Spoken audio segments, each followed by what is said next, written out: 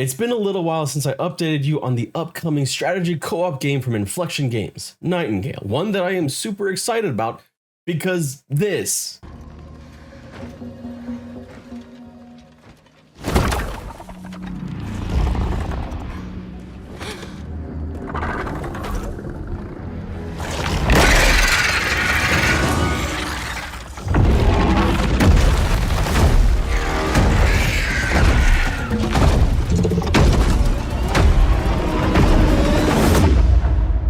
But we've had some recent updates that I wanted to kind of go over because some of it's not so great news and some of it just makes sense. But we also got some interesting new hints on some things that are coming into the game that we can be excited to explore, like new creatures that just look really freaking cool and a little bit creepy. So in this short video, I'm going to catch you up on some of the latest updates on Nightingale and what to expect for the rest of the year.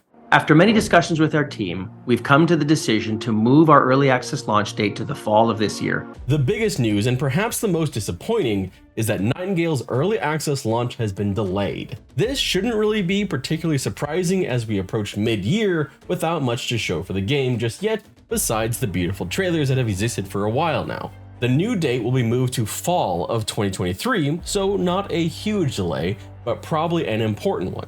This is honestly something I've grown to see as a positive when a company will take the light little PR hit of a delay in order to ensure they ship a better product, even in early access.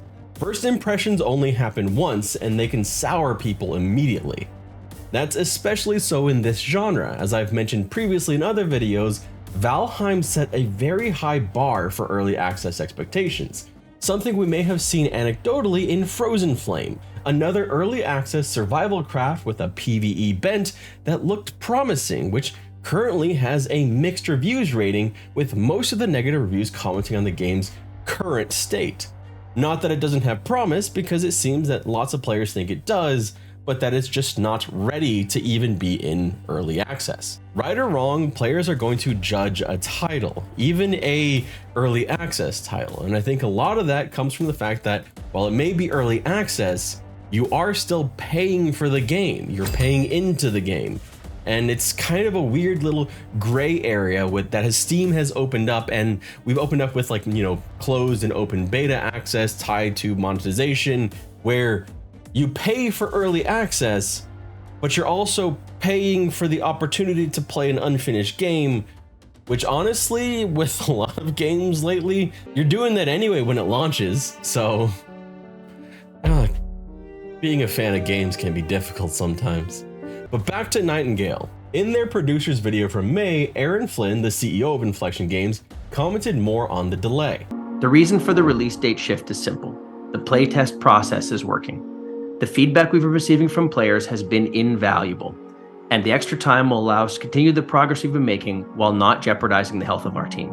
There are a number of things we want to do with this extra time, from quality of life improvements like crafting bench animations, to tuning and progression and pacing, to continuing to work to make the realms feel as mystical and amazing as they can be. They're also going to use this time to migrate the game to Unreal Engine 5.2. It sounds like they are prioritizing their team as well and not falling into the development time crunch, which sounds great to me just as a person. I'm glad they're taking care of their team and not forcing long hours. I think especially with anything that's creative, anything that's the creation of a game or something like that, it's really important not to kind of force it, because that just results in issues. I appreciate the forthright information they give in this game update too, as they went into detail about an issue they were facing called texture corruption, which looks like this. They've luckily managed to fix this, which is great when there's, an early access game that would be having this kind of issues and make you have to log out and then log back in. That's gonna result in some bad reviews. But on a feature standpoint, we got some other information. And the next part may exist in other games, but I haven't run into it before. It's kind of taking the workbench in these survival games to a different level. The workbenches themselves can actually be upgraded by adding decorations, something we actually see a little bit of in a TikTok we'll get to later. They're utilizing the upgrade slots on the workbench to make differences.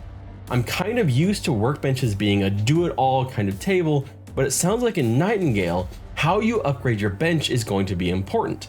You might even be able to mess it up, buffing or debuffing your workbench based on what you do. I think this adds a new kind of thought process to how you're going to set up your crafting area, thinking through how you want to plot it instead of just plopping things down as fast as possible. But for me, the highlights of the stream were the new creatures, because holy shit, some of these just look weird as hell and I love it.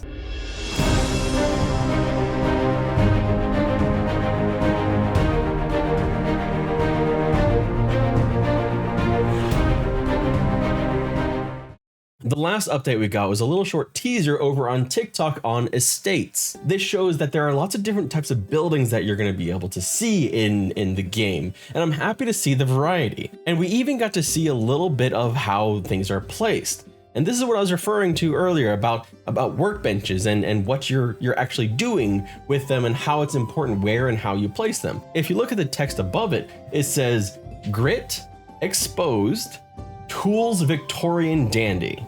I have no idea what any of that shit means, but it's obviously going to have something to do with how effective the workbench is going to be and what kind of things it does. Now, speaking of TikTok, it has a surprising amount of gameplay footage, so if you're interested in the game, you might want to check it out. And it looks like they're having a bit of fun over there with the TikToks like this one. People ask me all the time, what breed is your dog? And I tell them each and every time, he's a purebred good boy. The first ever purebred good boy. Look at him. He's just good boy. That's all I have for you today on Nightingale. As we get closer to it and we get an actual firm release date, which we're supposed to be getting by the end of the summer, I'll have another video just to kind of catch us up on what's going on. But if you have no idea what Nightingale is and you want to learn more, I covered that in this video right over here, where we kind of delve into what to expect from the game and why I'm excited for it. Thank you so much for watching, and I hope you have a wonderful day.